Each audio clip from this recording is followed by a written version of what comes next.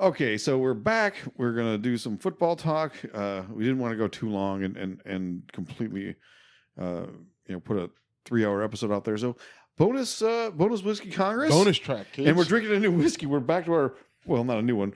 The Port Charlotte heavily peated Scotch that we had a week ago, which is fucking great. So Still we're very drinking good. great whiskey tonight, buddy. Yeah, we're knocking right. out of the park. Like, do you realize what this night would have cost us if we were at a bar? Oh my goodness. Like between the McAllen and the Blantons. The McAllen and Blantons Well, would be... as long as we weren't in Youngstown. or at our favorite, the Right, patio where we right. met, yeah. But, a night like in a this... legit bar, we'd be paying we'd be 15 to 20 per drink, at least. We'd be in the, couple hundreds. If not more. If not, because chances are we would have eaten and the whole thing. Yeah. So, yes. Before we get to, some of the sports stuff, there was a story that really started to materialize yesterday and today about a situation in Dallas, Texas, where a police officer walked into allegedly what she thought was her apartment. A black man opens the door and she shoots and kills him. Turns out it was his apartment. She was not only at the wrong door, she was on the wrong floor in her apartment building. Okay, I know nothing about this. Yeah. So I saw this starting to kind of materialize on Twitter. Sean King had put something out about it. And so I was, working and busy doing what I do at work. And, I looked at it and said, huh. So then I get home from work today and I turn on NBC News, nightly news, and there the story is again. This police officer, we don't have a clear timeline. We don't know what time her shift was over. But what we do know is that she had a weapon on her, a firearm, whether it's her service pistol or whatever. I mean, almost all off-duty cops carry when they're not on duty. So I think they're required to in a lot of them. So here's the weird thing, though. So when I was watching NBC News, it's one of those places where, everything is by a key fob. Now, if you don't know what I do, I build multifamily housing, right? Developer. And so I've used this technology before. We've put it in buildings that we've built in the past, and you use a key fob. It's just a little gray thing. You swipe it past a gray magnetic board. It opens sliding doors for you to get in the building, and then you use it on the elevator. It takes you up. It takes you to a floor, and then to get into your apartment or to get into your unit, you slide it across the lock. The light goes from red to green. I use that for enough hotel rooms. For hotel rooms, right? Yeah. You use it for red. It switches from red to green. You go in, right? And they showed it on NBC News. And so, how this woman gets to this point? Like, if it doesn't work, right? Because it didn't work, and this is where I'm confused, right? You use your key fob over the lock. It doesn't work.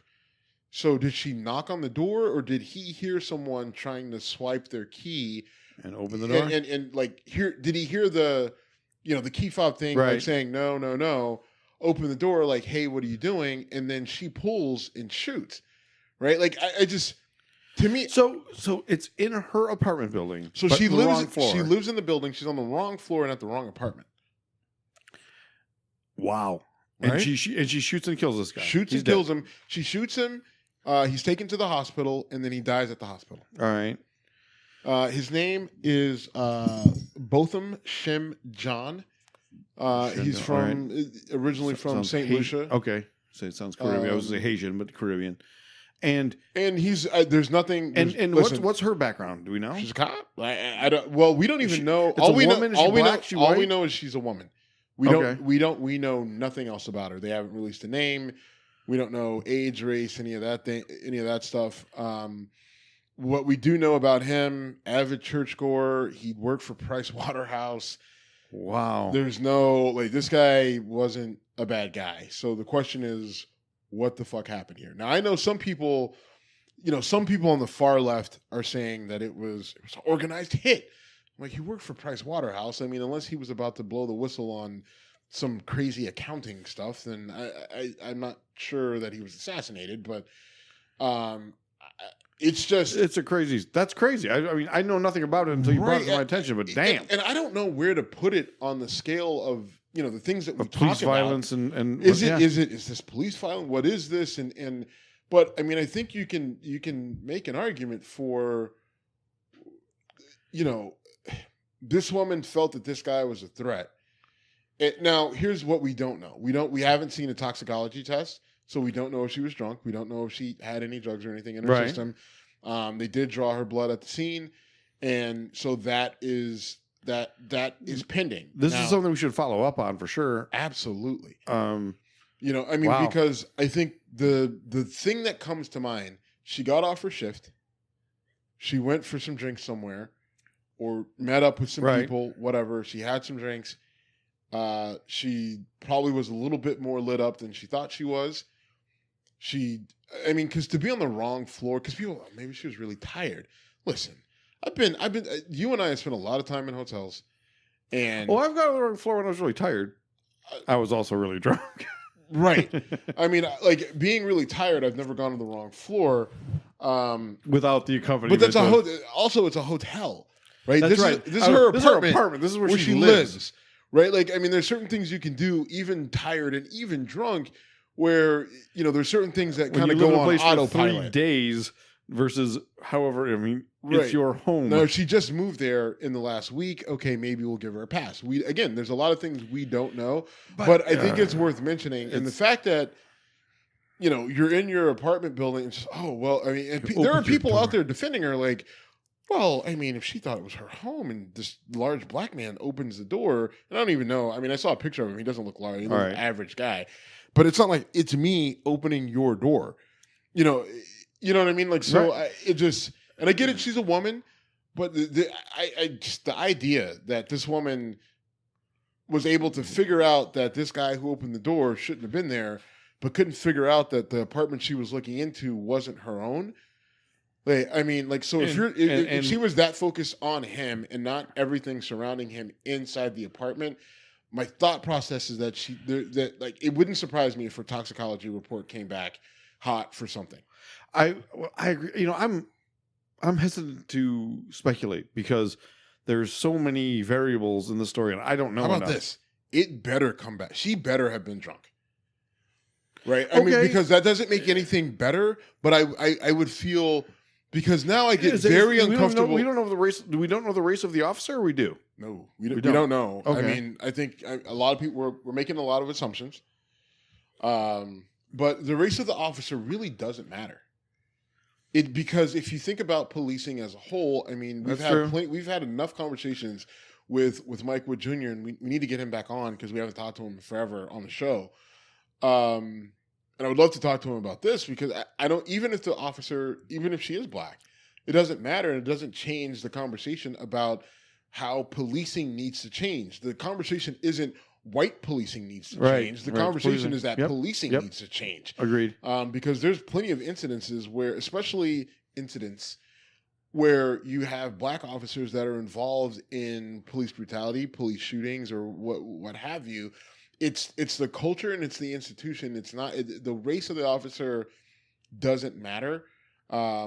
It's the actual institution of policing itself that needs an entire wholesale culture shift in a new direction. So whether her race really doesn't matter because chances are she has the same biases towards black men as a white female officer, as a white male officer, a black male officer. Like they all have the same biases against black men when they see them. If you see them, then chances are you're going to have to shoot as opposed to anyone else or any other option.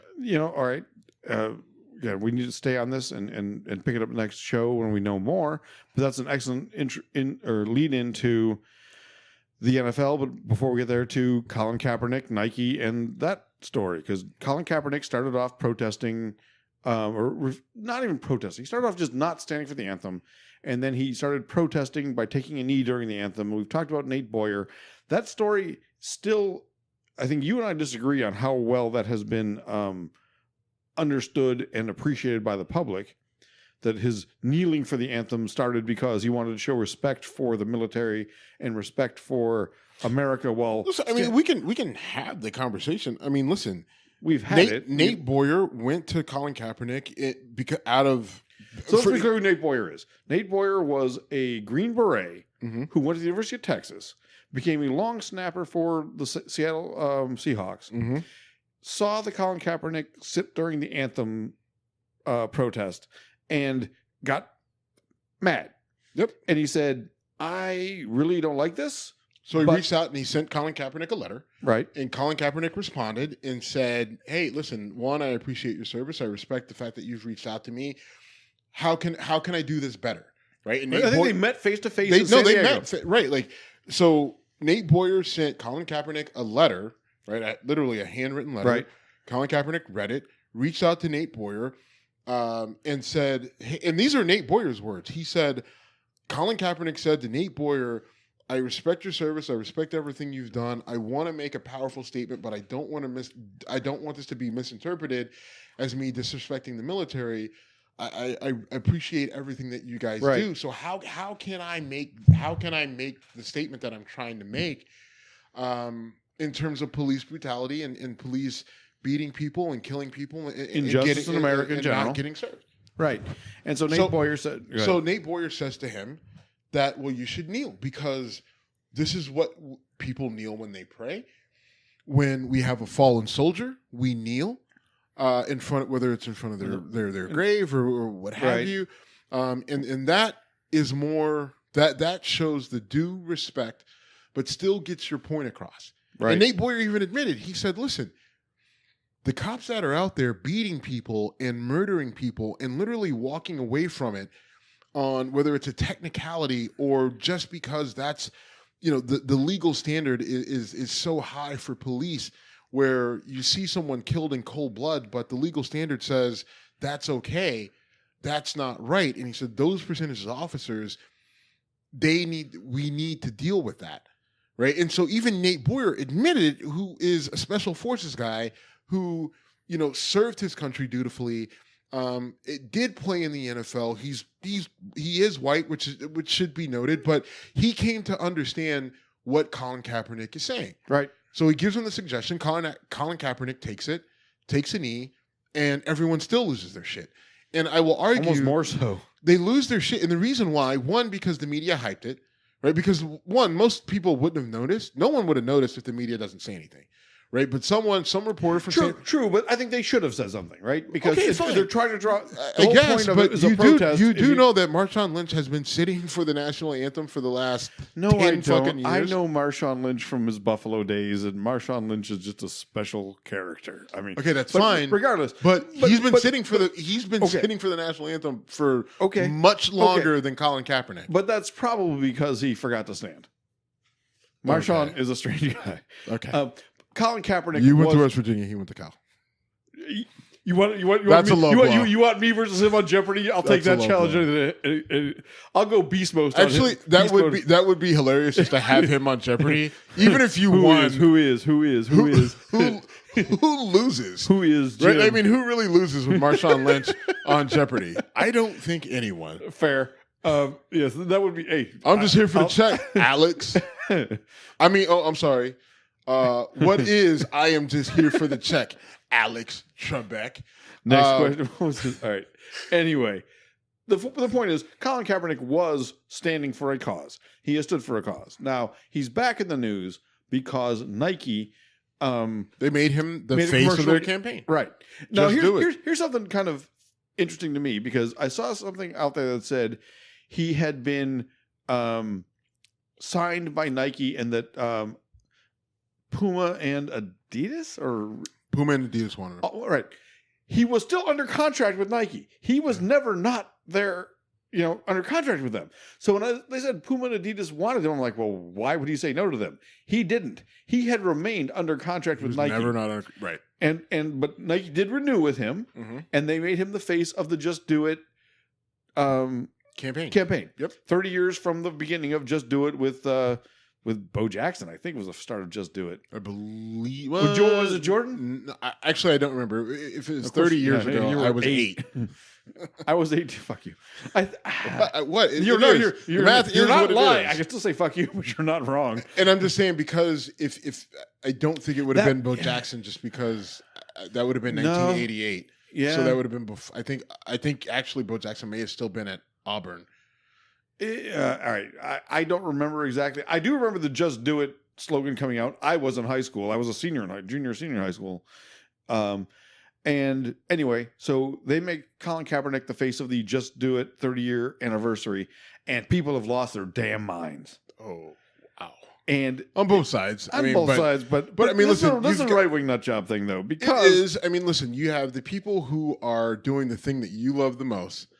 They have taken things that they've purchased already, and they're burning them. Right, like like it better when they blow them up because that's even more stupid. Yeah, I mean, it's hard to blow shoes up. It is hard to blow shoes up. You know, I mean, you got to stick some. You got to stick an M80 and a pair of shoes. I just like when they run the chance of actual physical harm to themselves. Well, there was a guy who burned his shoes while they were on his feet.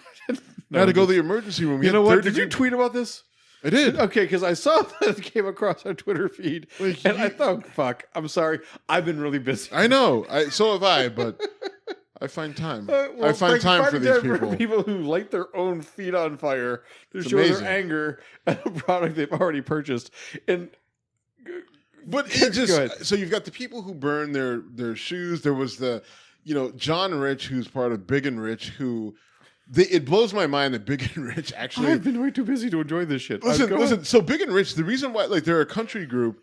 They have this guy, Cowboy Troy, and now they've got this girl who looks like, a cheap knockoff of Stevie Nicks. It's bad enough when you show me up on rap music. You're now showing me up on country music. Well, the reason why I'm able to show you up is because these people, this group, they do the Saturday morning college football game day intro song. All right. And we're coming to your city. Oh, really? Oh, yeah. That's Big and Rich.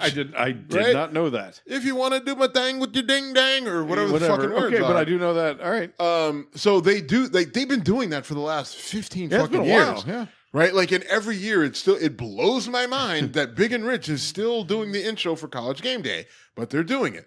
So, but John Rich, who's the rich of the Big and Rich, he tweets out that his sound guy cut the Nike swooshes off the top of his socks to show his disdain for Nike for using Colin Kaepernick, right? And it's just like, so you just ruined a fucking pair of socks.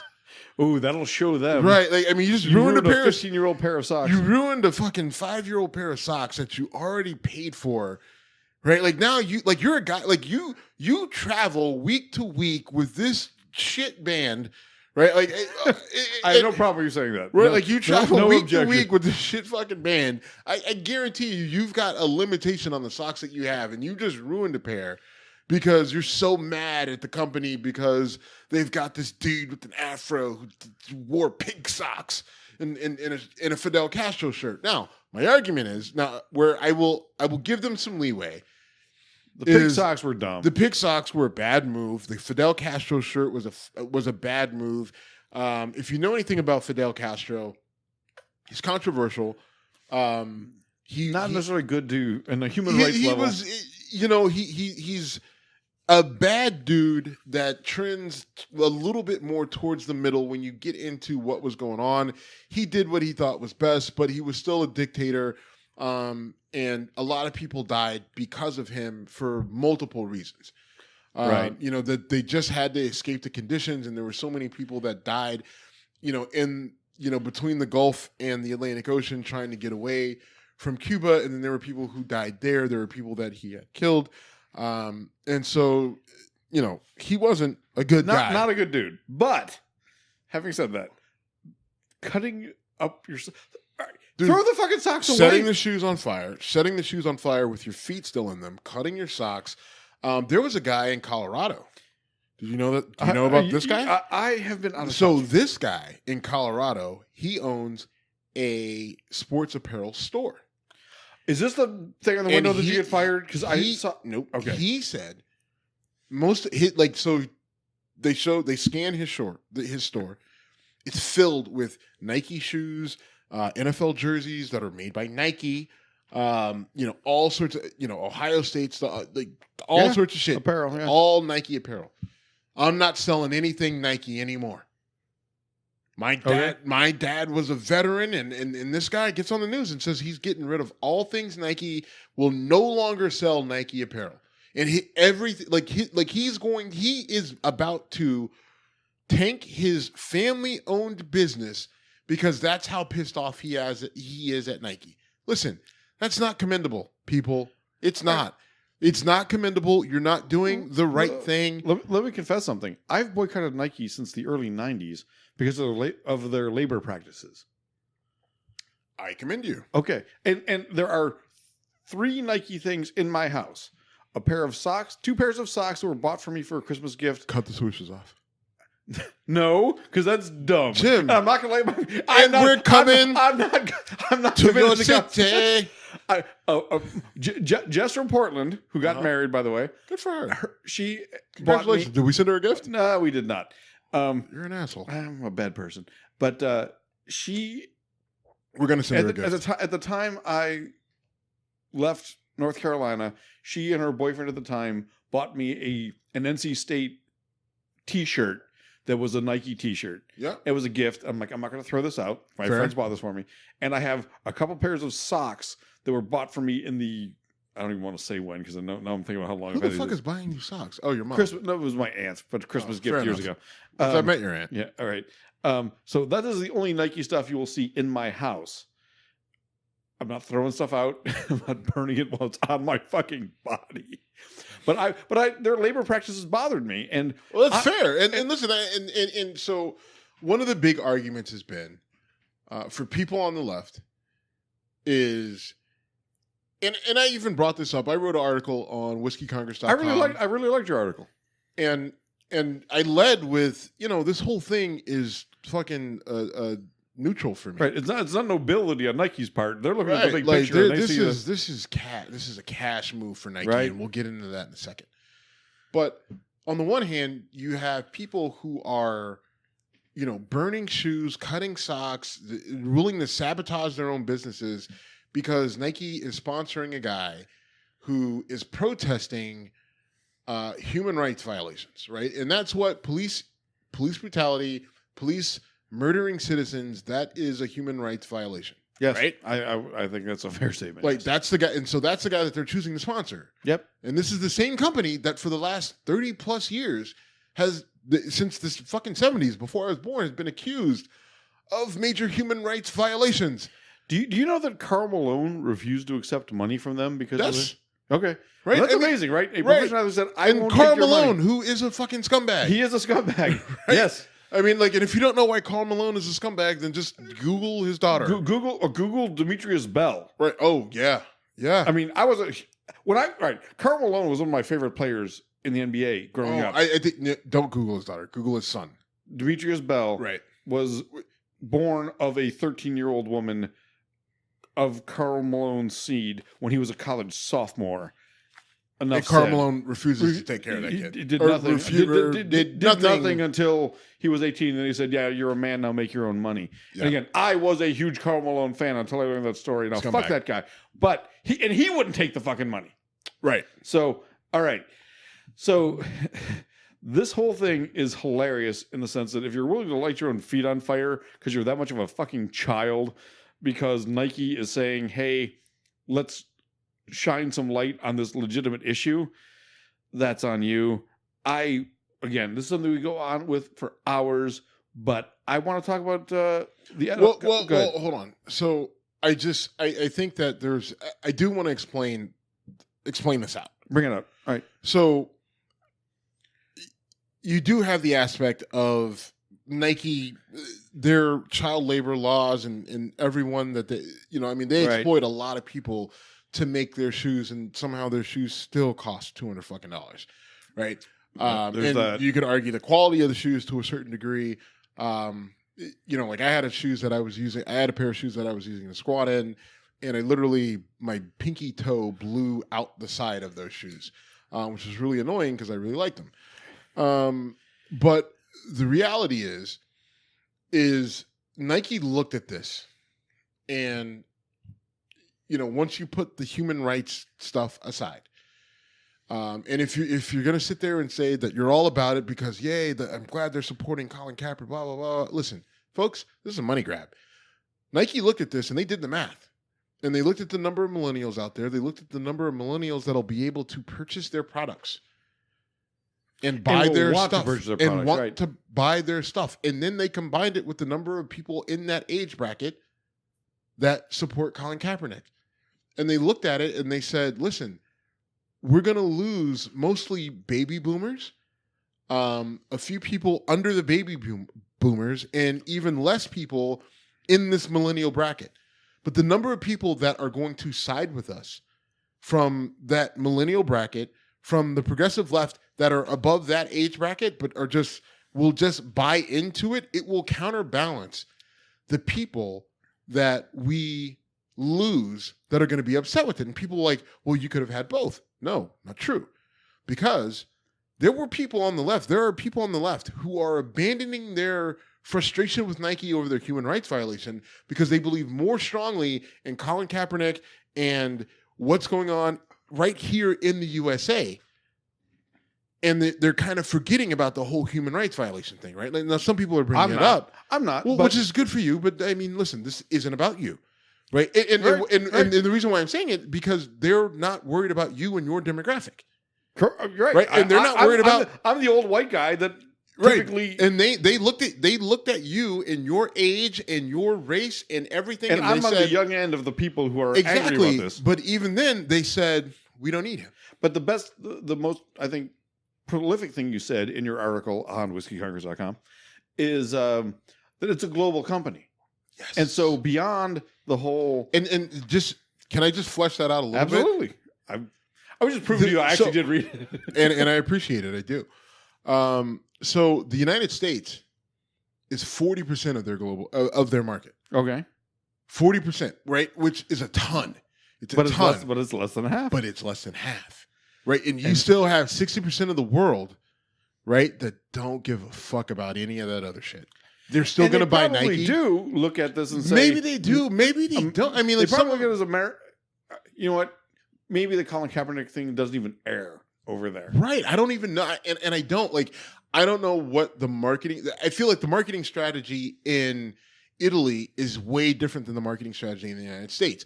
The marketing strategy in China, India, Egypt, it's different, right? Nike's too big. They're not rolling this out all over. Now, that being said, you have the internet, right? Which the internet, most of these countries some of these countries can access. Right? Almost all of these countries can access. Well, there's a few. Well, no. There's a few who can't. Nikes, you probably can. Well, there's a few who can't because their countries limit what they can see. Right? China limits what you can see on the internet. Right, but you can get to Nike's site, and you may not be. That's all I'm saying. All right. I'm not saying that they're third world countries and they don't have the internet. What I'm saying is some places that are not the United States limit what you can see on the internet. But all that being said, you still have these massive countries in multiple other continents who all buy Nike, right? They're not all third world countries who have no money and they're just sitting there waiting for... They're emerging markets too, right. I mean, suddenly middle class is emerging there. Right, and they're booming. Yes. Right, like they're emerging and they're booming and they got money to spend and they want to look like Americans. They want to look like Europeans. And one of the staples of the American/European, Western European look is Nike, period. They're the largest shoe company, sports apparel company in the world by a lot. So when it comes to marketing, just pure marketing, having said what I said earlier today, I cannot think of a better marketed brand than Nike. The only two I'll put in the same league are Coca-Cola and McDonald's. And Apple. Okay. That's pretty elite company. Mm-hmm. I mean, but in terms of like you say just do it, I know Nike. You don't know Bo, Nike. And McDonald's, Coca-Cola, and Apple, they have their brand name or stuff. but they also just have their symbol that you Right. But Coca-Cola, McDonald's, Nike, those symbols they mean the same thing around the world. Yes. Period. Absolutely. Right? Like those are the top three. Like Coca-Cola, Nike, Amazon McDonald's. is the only one chipping into that. Yeah, but I mean, even they don't. And I don't. But honestly, if you put an Amazon logo in front of me, I don't think I know what that meant.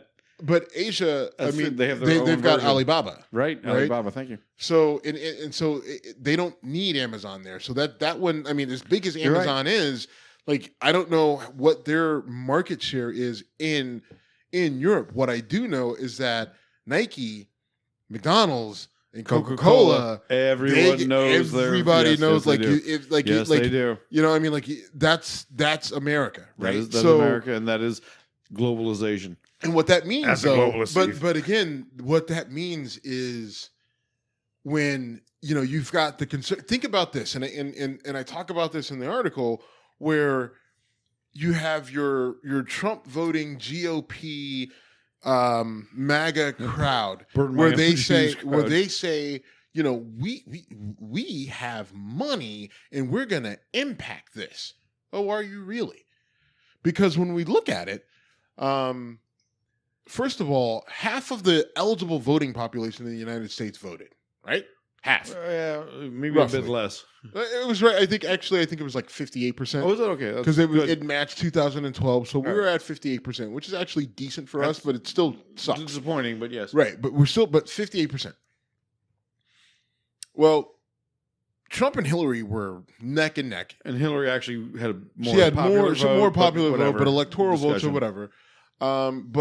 So Trump essentially had between 30 and 40% of the vote, right? Right. Then you had the people who voted for Hillary, and then you had the third party people who voted for Jill Stein, right? And my guy Gary Johnson. And Gary Johnson, that fucking moron. So, but we don't call names on the show. But if you think about it, think about how actually small of a population that is, right? Right. I mean, the United States is in the world. Well, yes. In the world, right? I mean, because the United States is 300 million, right? The world is 7 billion. But China is 1 billion. India is a billion. You're right. India is a billion, right? Europe is a whole lot, right?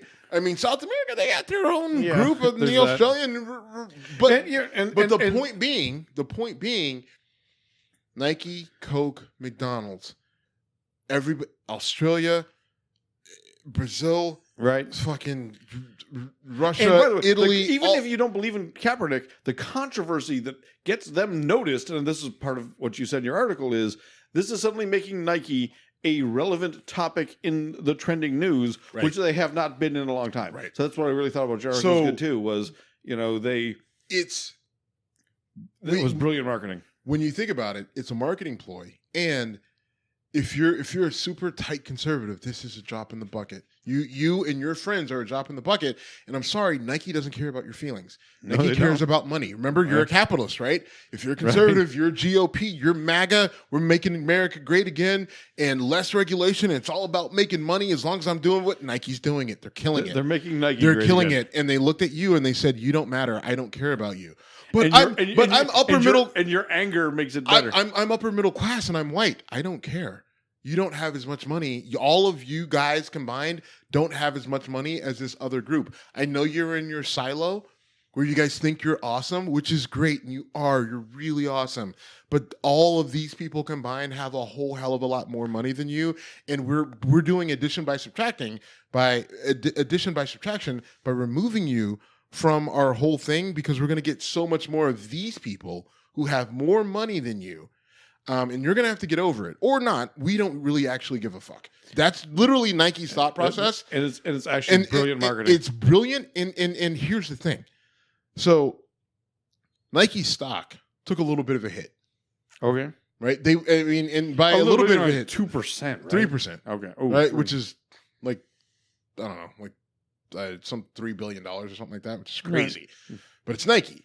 Right? Which, by the way, their stock is up 30% over the year, right? Year over year.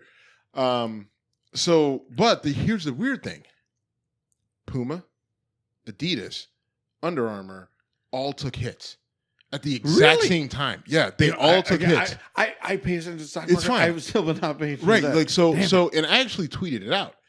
They all took hits at the same time, every single one of them, and they all took around the same 3% hit.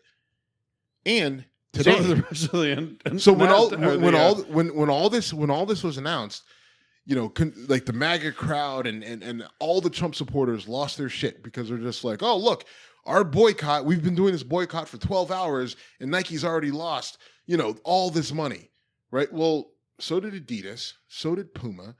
Right, like so did and who's the other one? Reebok would be the No, Reebok's under Adidas. Under Armour. Under Armour. They all lost around that same 3% amount, right? Which that amount for Adidas, Puma, and Under Armour is way more because they're not worth. You know what I mean? Like that 3% loss impacts them more. It impacts them more. So then, if you followed it from the time they made this announcement to today, Nike was the only one that consistently gained back over the course of the week. And the rest of them were down the entire week. Now, at the end of close today, all four, Nike, Puma, Adidas, Under Armour, were all up. Now, they weren't back to where they were before this announcement, but they're all back up. So what that tells us is there was something else that was shifting that down. It had nothing to do with the fucking market because it was down because of other stuff. Part of it was the market. I think it was, yes, the overall market. I think maybe the trade policies between the United States, China, and Europe, and tariffs and everything else.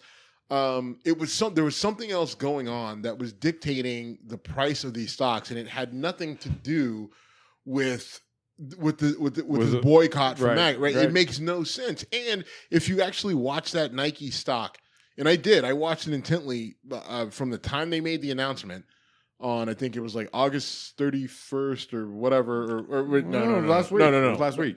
No, I think it was September 6th. No, that was my birthday. It was September 4th. 4th, okay. I was thinking of your birthday, Steve. See how a good friend I am. No, it was September 4th. If you watch it from September 4th until today, Nike went down from 83 down to 79 per share. And then they steadily rose back up incrementally, but they rose back up. They closed at 80 point whatever, 0.39 or whatever today. And then the rest of them all lost consistently. And then today was the first day that Adidas, Puma, Under Armour all ticked up, right? Like, so that tells you, listen, whatever was going on had nothing to do with you. And that's the only, like, for this group, right? Like, that's the thing that matters, right? Because they want their dollar to matter, right? Oh, sure. But that's the hard part for them to accept, that guess what? I know your dollar doesn't matter. You can try to. They're not market influencers. I mean, they can be in certain segments. It ain't Nike though, but not Nike. Agreed. Right? And that's the part. That's the part oddly, that they don't get. I will not buy Nike just because of this, because I've been protesting them or boycotting them for 20 years for my own reasons. 25 years. Listen, when you're 5'10", 290 pounds, and built like me, you'll buy whatever the fuck fits. All right, like, so I don't have the gumption to fucking protest anybody. If you fucking sell clothes that fit my ass, that fit my legs, that fit my shoulders, that fit my arms and chest, then I'm gonna buy it. I love when I'm promoting our show to people I meet at bars and whatever, and Lyft drivers on and I describe you. I'm like, he's a 300-pound black lawyer who competes as a power lifter. And they're like, you look like you could lift power. I'm like, I look like Pee Wee Herman next to this guy. I've used that line many times. I think it's accurate. I don't look like Pee Wee Herman. I mean, not next to you. Listen, I do. Over the last few months, you've started working out, taking it seriously, and I have to say, on our show that I am proud of what you're doing. Thank you, brother. Look good. Thank you, brother. You look better. You look like you feel better. I do feel better. Let's talk football. Let's do it. Legit football. First of all, let's talk LeVeon Bell. Let's talk LeVeon Bell. This is your Steelers. You know that hits close to home. Very close to home for you on a bunch of levels. It does. So it's complex. Bell is one of the best running backs in the NFL today. Yep. He is been franchise tagged by the Pittsburgh Steelers, which basically means He's been franchised twice. So this is his second time being franchised. Yep. And he is a phenomenal player. Honestly, watching this guy play as a non-fan of the Steelers, it looks like he is playing a video game. He is so good at reading and starting and stopping his body. He is phenomenal. And the franchise tag. So let's. So I'm a diehard Steeler fan, through and through. I'm black and gold. And what I'll say is the thing about LeVeon Bell is that he's not that fast, right? Like he just looks fast because he stops and starts so well. Well, he's not that like deadline runner 4.2 40. No, he's probably not a 4.5 guy. But he moves on the field. His quickness in a very small space, right? In what we call his vision, his football smarts. I mean, we call it a 4x4 box, right? 4 feet by 4 feet. How much can you move? How fast can you move within that box? And he can move incredibly fast in a 4x4 box. 4 feet by 4 feet, left, right, north, south, whatever. He can do it. And he's at an exceptional level. Right, at an exceptional level. And he's he's incredibly patient, and he's got a very high football IQ, meaning that he knows where plays are going to develop. He knows where soft spots are going to be in the defense. He knows that if he's going out to the flat, if he spends some time in the backfield hanging out, looking like he's about to block or looking like he's about to take a screen or looking like he's taking a handoff, he can get to the flat, and he knows that the linebacker will pass or fade over him to a point where he'll be wide open, and then he can catch that pass and get, instead of getting tackled immediately for a 1 yard gain, he'll have enough space to get 6 yards, 8 yards, 12 yards. Right. So his football IQ is very high. Yes. So he's a very high value asset. Player at a high value position. However, well, what I'll say is actually no. The running back position is actually a low value position in the NFL because those guys take a beating. Not many of them are Adrian Peterson. Most of them, a lot of teams or now. LaShawn McCoy. As a Bills fan. Well, yeah, I mean, right, LaShawn McCoy. But most teams now are doing running back by committee. There are only there's 32 teams in the NFL, and most teams have multiple running backs that they use throughout the game. Agreed. Right, like if you're playing daily fantasy, or even if you're playing fantasy football. Running backs are just as hard as receivers because you have multiple guys that are getting touches. Agreed. You've got guys who come in first down, second down, and then you've got another running back that comes in on third down passing downs. Unlike the 80s and 90s where you had a featured back and then some guy that comes in like 10% of the time. You had Emmitt Smith, you had Jerome Bettis, you had Thurman Thomas, you had Barry Sanders. Right. Now, there's only a limited number of guys. And even those guys – it's a different league. Le'Veon Bell, Ezekiel Elliott, LaShawn McCoy still do have their value for teams. The bigger point is Le'Veon Bell has refused to sign his franchise tag. His franchise tender. He will not which sign is a $14 million guaranteed contract. Yep. And which he got last year.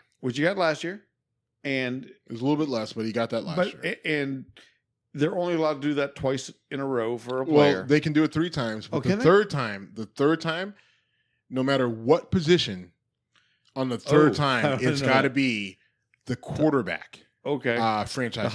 All right. So what the franchise tag is, it's the top 5 average at your position. Until you get to the third year. Where then it goes to the top 5 average quarterback, no matter what position you play. Right? Like, could you imagine if he franchise tagged a punter 3 years in a row? No, and no one would. Right? Like, I mean, no one would. You're not going to pay a punter like Tom Brady. Right? But I mean, but that's how insane it is, and that's why they do it. But it's collectively bargained, and so I do want to hear your thoughts on this because I know you're passionate about how angry you get with the whole.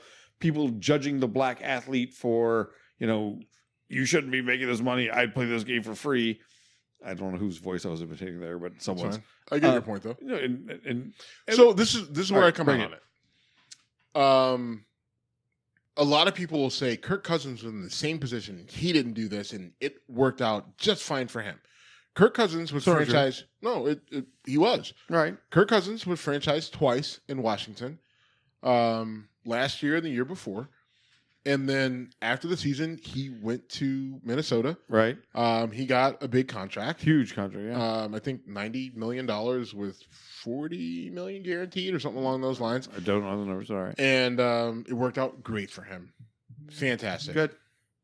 The difference is Kirk Cousins is a quarterback. And there are specific rules put in the game that say you literally can't hit the quarterback. You can't hit him high. Right? If you hit a quarterback too high, it's a penalty. If you hit a quarterback low, it's a penalty. Right.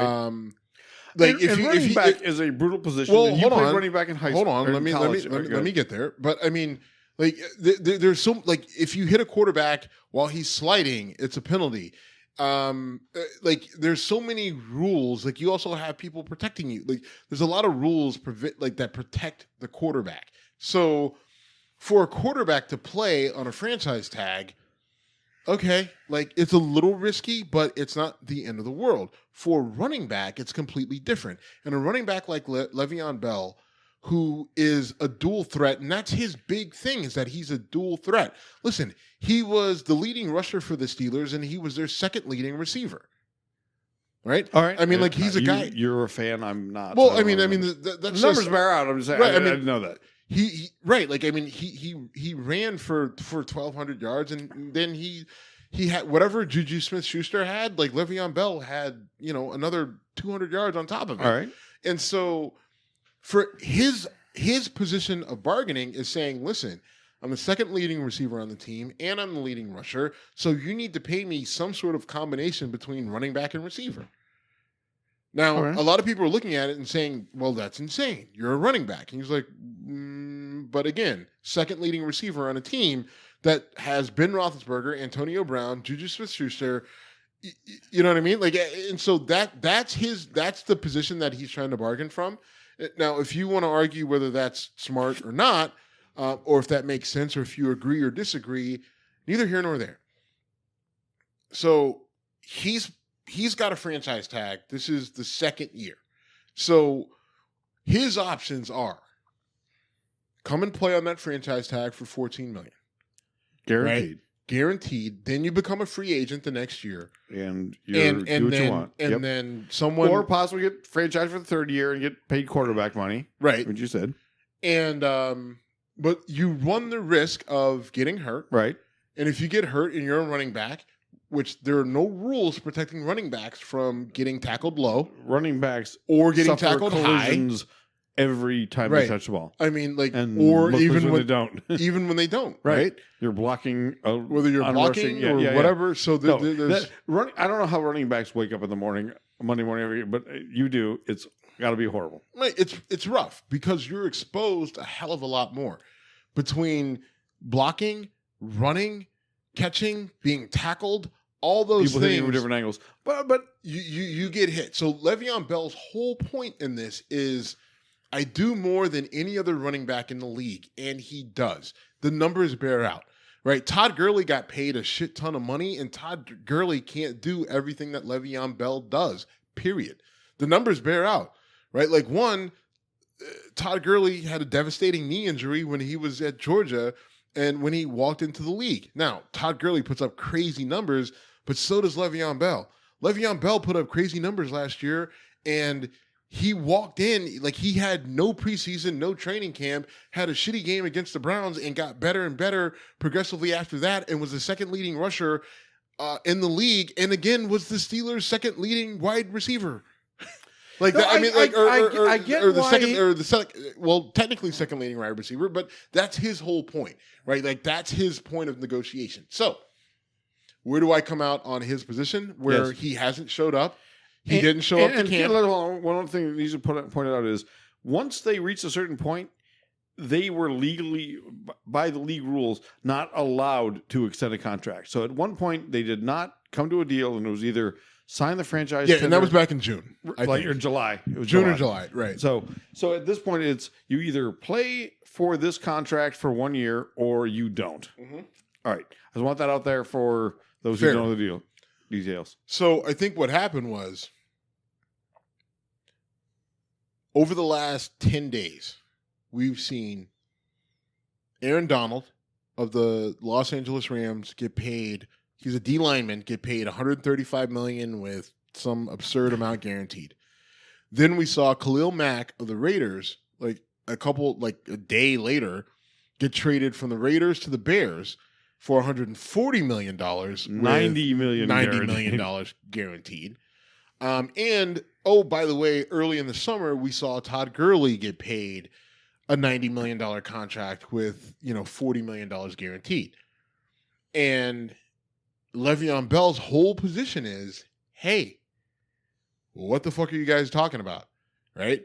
Todd Gurley got paid, and Todd Gurley hasn't done what I've done. Same position and right, not like as productive, I agree. Right. And then you've got two D linemen, right, or a D lineman and a linebacker, right, who got paid. Why can't I get paid?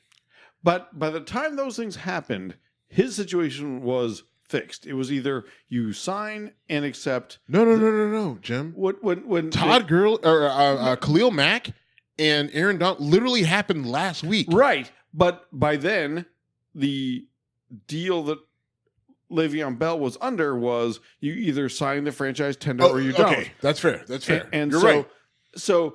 So my opinion is this: if you have a choice, you either play ball and take guaranteed $14 million. Let me explain. So I know where you're going. Let me say it. Fine. You either play say it. You either take $14 million guaranteed and play a year and hope things go your way. And injury is a risk, and that's something that most careers don't have to deal with. Or don't. I don't get why you wouldn't say, I'll play this final year with that guaranteed $14 million. And if you don't fix it next year, I'm fucking done. But pay me and let me get back with the team. And I know it's a complicated thing about like. Let me explain to you why you're wrong. Ahead. All right. Here's the deal. Go ahead. Again, he's not Kirk Cousins. He is not protected like Kirk Cousins is. He's been injured before. Right. Right. Like he's had a minor tear of the meniscus. He's had minor things that have pulled him out of games. Like he's strained his groin. I get it. Okay. But well, I mean, $14 million guaranteed or nothing. Here's the deal. Yeah, or nothing. But think about this: $14 million guaranteed. You get hurt, that's all you get. $14 million. He sits out. Then he goes. Now, listen. There's some caveats. There's some risk there, right? Well, no. There's no risk. But there's listen, no risk. Let me explain this. All right. So the rule is, he has to report by the 10th game of the year. Right. I don't know exactly when, but he's got to report by the 10th game of the year. If he doesn't, then he loses this year of eligibility, and so he won't be a free agent next year. So no matter what, he's going to report by week 10. Okay? Now, how much he plays, I don't know. But no matter what his decision is, he's got to report by week 10. Right. Now, his thought process is, I'm going to put less miles on myself. I'm going to reduce my chance of injury because I'm a running back. And to this point, the Steelers have used me as their number one running back and their number two receiver, right? Between those two things, I have an increased chance of being injured. So by playing less games, I reduce the probability that I am going to get hurt. Now, it's football. It's life. Shit happens. You can never not get... He could literally walk down the stairs wrong in his fucking mansion, wherever he lives, and blow out his Achilles right now, and all this will go to shit, right? So, I mean, and literally, realistically, you're a lawyer, I'm an engineer. Neither of us are going to take a wrong step, or go into a courtroom or go into a plant and lose our career. And a football player can, and a running back is probably the most susceptible to that. Exactly. So I accept that. So if I'm doing a business decision, I have no problem with it. But think about this. Don't even put the cork back in the bottle. Oh, okay. So just think about this, though. Thank you. So he he, as a running back, is saying, I'm going to play less games. I'm going to put myself out there less for a chance of injury, whether it's 1 game or 10 games. Right. That's just that fewer chances that he's going to get injured. And then he's going to be a free agent next year no matter what. The Steelers are not going to franchise him a 3rd time. Right. He is going to be a free agent. And guess what?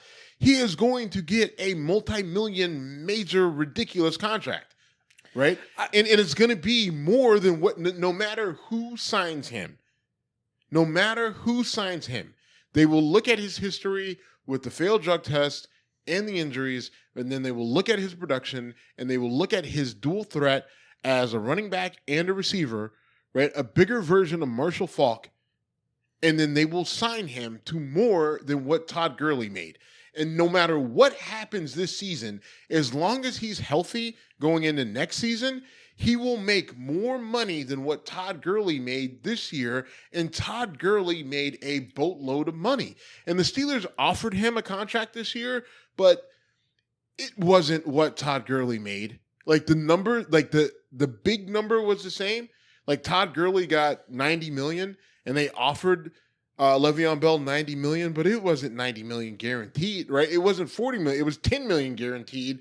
He had to hit ridiculous accelerators and the whole fucking thing. Like there was no fucking chance. So he's doing the smart thing. Now, as a fan, right? As a Steeler fan, as a diehard, it's like, come on, LB, like just get in there for the team, for the championship. I want him to be there. I would love to see him. I would have loved to see him in camp and say, fuck it. I'm just going to do it for the team. I'm going to do it for Pittsburgh one last year. I'm going to give it all I got. I would have loved to have seen that. And I would love for him from week 1 to go out and set the tone and get himself the contract that he deserves, and maybe somehow miraculously he ends up staying with the Steelers. But I totally get from a business standpoint why he's doing what he's doing, and it makes sense. I don't like it because I'm a fan of the team that he plays for, but I can't look at it from a business or a legal perspective and say that it's wrong.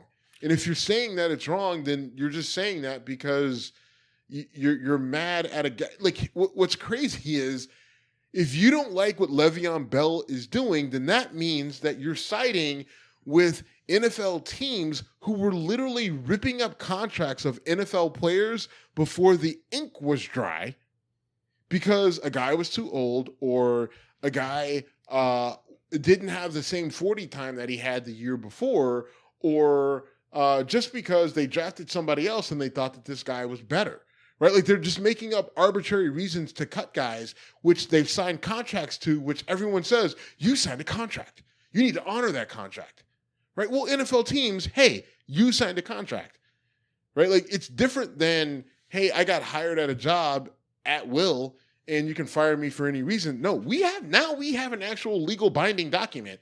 And so you should probably honor that. But NFL teams were allowed for years to get away with that until probably the last 2 years, or probably the last 3 years when they adjusted the rookie wage scale. They changed the CBA, and now there's more guaranteed money in the deal. So now these teams, all of a sudden, now you don't see them cutting guys at like, oh, I signed you to a $100 million contract, but I cut you after year 1, so you only made $3 million. Sorry. Well, that's because there's salary cap implications to that. Right, but I mean, let me run with this, please, because yeah, go. I get with. Sorry, I ran for a while. 20 minutes. The Steve Show with Whiskey Congress. No, I get what you're saying, and I agree with you fundamentally on a lot of levels. But I also will say that if you are Le'Veon Bell, you are giving up like $800,000 a game until you play again. And you're right. If he stays healthy, he's going to get more than that. And he runs a risk of getting injured. Now, I have no problem with NFL players holding out or fighting contracts because there is no guarantee. Almost all NFL contracts have. Now, understand this. Hold on. I'm going to throw this one thing out here. Good. He was franchised last year. Right. So he's signed a deal. So he's got $13 to $14 million in the bank from last year. Right. So he's not really negotiating from a point of weakness. He's negotiating, right? Like, and that's the thing. That's a good point. If you're Le'Veon Bell, you're thinking of me, my family. He's thinking whatever. long term. Like, Right. let's not throw the "I need to feed my family" thing out there, No, because it sounds not cheesy, you. you're right. But It sounds you're right, disingenuous. Right. We're talking about a guy who's made millions of dollars to this point. I think over his career, he's made $20+ million. Yeah. Right. Right. And so he's good. But listen, he's no different. Like, he is no different than me. I just walked away from a company that paid me very well to go to another company that paid me better. And I did the same thing. And I months ago. offered my old company. I said, if you can do X, Y, and Z, I'll stay. They hemmed and hawed. They said, we can do X and Y. I said, you can't do Z. They said, no, we can't. I say, I'll see you later. And frankly, Steve, I did the same thing. I was on a project, like, right? I know, a contract project, right? Like, and so they were paying me well. And someone else said, no different. And like, right. we want to beat these guys up because they made millions of dollars. Fuck you. I'm a franchise engineer, bitch. All right. You're right. Tag me, ho. Tag me, bitch. Absolutely. And you can't blame these guys because, unlike you and me, their career isn't physically limited. No. I'm sorry, our career isn't physically limited. Right. Theirs is. Theirs is. I mean, I'm not going to get chopped at the knee and not be able to be an engineer anymore. They do have that risk. So, all right, let's talk some football. We've already gone over an hour on part 2. Holy shit. Yeah, we did. We talked too much. We do. And we drank some great whiskey. It's fucking awesome whiskey. Come on. The Port Charlotte's gone. I'm going to Port Charlotte is, was that? I'm going to buy another bottle of Port Charlotte. Do that. The Port Charlotte. There's like 2 left at the store that you bought it at. And all right, let's talk some NFL real quick because, like I said, we are over an hour already for part 2 of a night. So let's do this. So here's the deal. I'm going to start with my team just because I can. So Pittsburgh is opening at Cleveland. I'm going to the game on Sunday. It's part of Steve's birthday weather's weekend. Supposed to suck, by the way. Oh my god, it's supposed to be awful. I have to buy a fucking poncho. I'll lend you a poncho. But where my seats are, I have access to the club area. So, like, if it does, look at you, Mr. Yeah, so I'll be inside. So my walking to the game will suck. Leaving the game will suck if it's raining the way it's supposed to. But during the game, I will be crushing being fed grapes by peeled grapes. I'll being fed peeled grapes. To be specific, peeled grapes. Mr. Davis, are you comfortable? Right. Yes. Drinking Russian vodka. I don't know why that voice came out. Anyway, yes. But Steelers Browns. So here's the deal. Like, living in Cleveland, it's crazy, right? Like, this morning at the gym, I'm doing my warm up on deadlifts. I'm annoyed with myself because 585 feels heavier than it should. And a guy literally Humble brag warning, but okay. No, it's not. It did. It felt like shit. And I was literally pissed at myself, like yelling at the bar, like I'm like a psychopath. Still a humble brag, but okay. Screaming, yelling at the bar, and then a good friend of mine who we've been lifting together. We've been at 2 gyms together for the last 10 years. He comes in and he's just like, "Hey, well, you're being a psycho about your bullshit deadlift. I got a bet for you."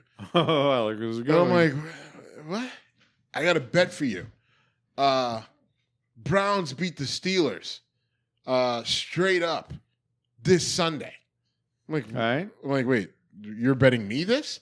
Yeah. You don't have LeVeon Bell. Fuck you. Oh, okay. So you're betting me this? Yeah. What do you want to bet? I was like, a bottle of whiskey because I'm an alcoholic. All right, cool.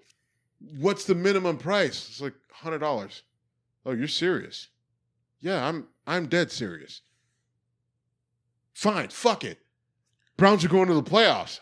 Oh, all right. So now we've got 2 bets. Let's bet 1, this game, Browns versus Steelers, and let's bet if the Browns make the playoffs. Let's do it. Now, the reason why this conversation is valid, this is the first time in 5 fucking years that I've had a Browns fan legitimately talk shit to me. Right, with me being a Steelers fan, considering what used to be the rivalry. And you're well known at your gym. I mean, you are. Yes, very everyone well known knows. there. Yes, everyone knows me, and they all know I'm a Steelers fan. Now, I don't flaunt it. I'm not a big guy. I'm not a big apparel guy. I actually have a Don't thing. say you're not a big guy. You're a big guy, but you're not a. You're not a trash talker. I don't wear a lot of my team, whether it's Ohio State or the Steelers or Indians, Cavs, whatever. I don't because or UMass. Or any. I wear my UMass stuff. Yeah. But anyway, I don't wear a ton of stuff. So all that, he He bets me. All right. He bets me on All the right. Browns, and He's he bets me on the Browns. Strong, as he it would is. say, and it's been a long time since Browns fans have been that confident. How you feeling strong? Right. It's been a long time since the Browns as a fan base have felt that strong about their team, where they're betting against they're betting on the Browns versus the Steelers. Right. They're talking about making the playoffs, and listen, it's annoying, right? Like, because literally, he couldn't have picked a worse time, right? You're annoyed with your workout. I am literally, at the time, I was screaming at an inanimate object, and he interrupted it so we could make a bet. Knowing you, and you know I love you, brother, but I've seen you lose your shit at nothing. Right. That's not the time to interrupt. This is the ultimate nothing. Right. He's like, yo, hey. And I'm like, what? But you're at your gym, and I guarantee that's right. And I'm like, what could you possibly fucking want right now? He's like, yo, Brown Steelers. What about them? Bet what? What do you want? By the way, this is the most caveman conversation I've heard. And it is, right? It's first of all, mind you, it's 6:30 in the morning, right? I haven't eaten. Brown Steeler. I've only had my fucking energy drink, my oatmeal. No, I eat that after. So all I've had is fucking liquid meth. This is liquid meth in a can. My Bang Energy, which is liquid meth in a can. I'm glad this is going to follow up after the oatmeal shit you say you ate. Right. From last episode. I start my morning workouts with a Bang Energy, whatever, and it's the new one. It's like unicorn and rainbows, which it tastes like strawberry Faygo. The can couldn't be any more effeminate. It's pink and light blue and whatever, but it tastes like strawberry Faygo from my childhood in the hood. So I love it with nutmeg. And it also gets me really cranked up. So I'm sitting here again screaming at a fucking deadlift bar and plates, and he comes in hey, want to bet the Browns? Wants to bet the game on Sunday, and then he wants to bet their season, saying the Browns are going to make it the playoff. I take both bets. Fair. I think the Browns will win 6 or 7 games this year. I agree. I think the Browns are between a 6 and 8 win team. I think they're going to show market improvement. They're going to take a fucking L on this Sunday. It's probably going to be a close game. I won't be shocked if they don't beat. I will not be shocked if they beat the. Listen. I'll be shocked. This is why. You've got an offensive line that's pissed at LeVeon Bell because he's not there. You've got a young running back who this is his second year, a talented kid that's worked his ass off because he knows. Listen, LeVeon Bell wasn't coming back, and James Conner has known, who's the backup to LeVeon Bell. He's known that LeVeon Bell wasn't coming back next year, right? So James Conner is preparing himself, and he started preparing himself at the end of last season. So that kid has something to prove. You also have Ben Roethlisberger and Antonio Brown, which is nothing to sneeze at. My head coach is Mike Tomlin, who's pretty damn good. My quarterback is Ben Roethlisberger. My best receiver is Antonio Brown. My second best receiver is Juju Smith-Schuster, who I love that kid. I know you do. My tight end is Jesse James, who's very underrated. I've got a defense that has something to prove, and I don't know if they're good. I know that I've got 3 good guys on the defensive line. I've got 3 good linebackers. I need a 4th. I've got a few good DBs. I don't know how good they are. There are some things about the Browns that scare me, but ultimately, I think that I got more checks in my column than the Browns do. Fair. So but it is in Cleveland. I don't give a shit. Okay. I think it ends up being a game that the Steelers end up winning by anywhere from 3 to fucking 6 points, and we get out of there with a win. And I'm not saying you're wrong. I'm just saying I think it will be a tight game. All right. We're over an hour and 10 in part 2. Go. I want to talk Buffalo football. Talk Buffalo football. No, I'm not going to. No. Do it for real quick. 10, 15 minutes. What do you know? No. Nathan Peterman is your starting quarterback. And you traded A.J. McCarron to the fucking Raiders. Holy shit. We got something for A.J. McCarron, which is amazing. Which is wild. Because who would give up so the bigger issue is that in the same 36 hours, John Gruden traded Khalil Mack and traded for A.J. McCarron. Wow, you're right. Right?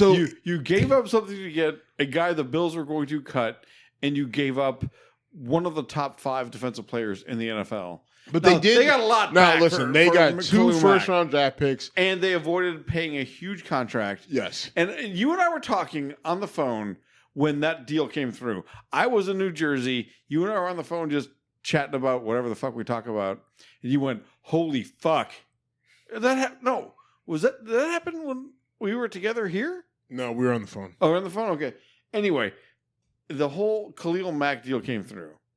2 firsts and other things. And that Khalil Mack, who is a fucking monster. Yeah. I mean, incredibly, he's phenomenally off talented. the edge, the ability to cover. And he's diverse too, right? Right. He can Out play of in the Buffalo. middle, out of the University of Buffalo.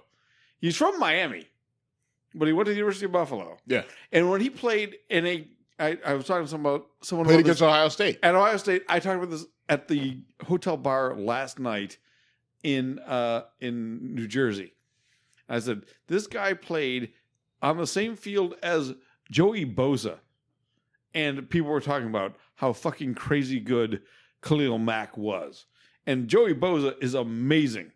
Now, to be fair, Joey Bosa was playing Buffalo.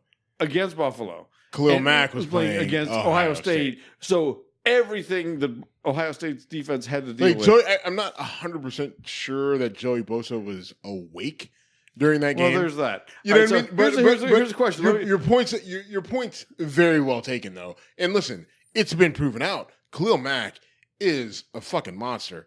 He was great in Oakland, and the Bears traded for him for a reason. They think that he is the piece that defense needs to be a completely shut down defense. And they're so wrong. Well, whatever. He's the right guy, but their defense he's really is good. Flawed. They just, their defense is actually pretty good. If you look at them statistically, their biggest issue was that Mitch Trubisky sucks. There's that. That's bigger. Steve, but we're over an hour 10 now. All right. I want to throw a trivia question at you because this came up the other day. Okay. And I did not get it, and I'm a trivia nerd. Okay. So doesn't bode well for me at all. Well, I think I'll end up looking better at the end of this. I'm curious.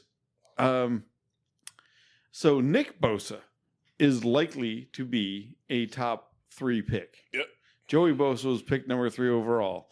There has only been one time that brothers were picked in the top 3 overall in the NFL. Who were they? Ooh, hold on. I can't wait for this because I didn't get this and I was so mad at myself.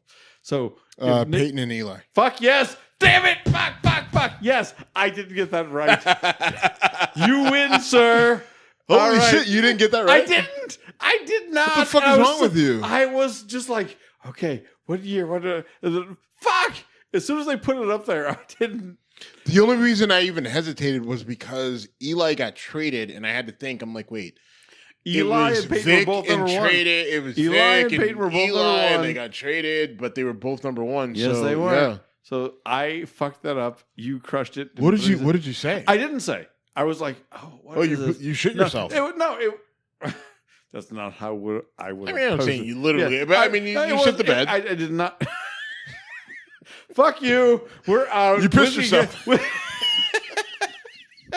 We have had no. I'm just saying. So what was your thought process? Another way to make me look like a. Fuck you, Steve. I love you. Happy birthday. Great whiskey tonight at Whiskey Congress. Are you going to meet us tomorrow for drinks after dinner? Yes. All right. Oh, good. wait, where? What? After dinner. Downtown. I will try. Velvet Tango Room? We'll talk about this. I do have a commitment tomorrow. A commitment? A date? No, I have a friend who's escort? mad at me. An ex who wants me at her escort. Birthday. I will accept escort or date. Right. Not mad friend. This is the end of this episode of Whiskey. You're going to piss off your partner. Your podcast partner. Out of this. Oh my goodness. I did not get that right. Jesus Christ. Are you drinking? Yes, but but that's no excuse. It is not an excuse. It should be. It is not an excuse. I mean, that literally took me 2 seconds. It did because So I was watching it during the Ohio State. Oh, it was on TV. Yes. Yeah. Oh, yes. you're fucking crazy. Hold on. Or